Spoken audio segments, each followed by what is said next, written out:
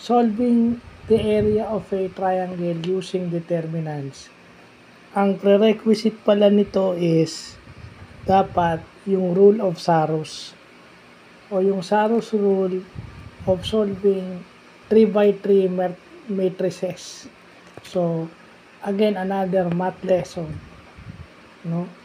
Kaso kasi doon sa rule of Saros, multiply ka ng multiply, then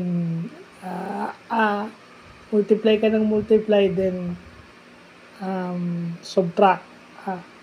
Ganun, parang ganun. Di ba?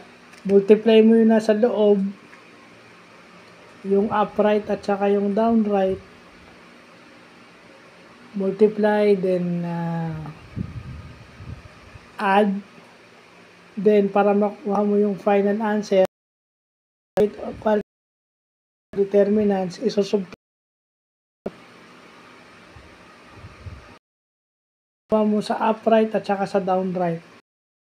Ang upright at saka downright, yun yung imumultiply mo first at ipa-plus mo second.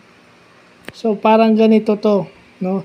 Lesson namin to sa analytic geometry, pero hindi na in-emphasize sa amin na rule of Saros pala yun.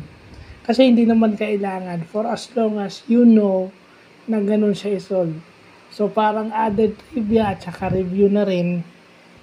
Kasi ito yung mga topic na kung titingnan mo, napakadali. Sa kanila, napakadali doon sa kanila. Ako lang naman ata mahina rito sa analytic geometry. Ako lang ata sa lahat ng mga kabatch ko ng high school, parang ako lang ata pinakamahina rito sa subject na to. I don't know my classmates, but ako, masasabi ko napakahina ko talaga rito. So, yun.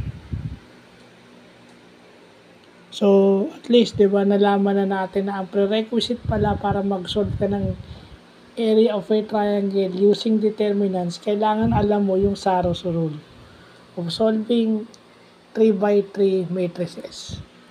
So, yun lang po.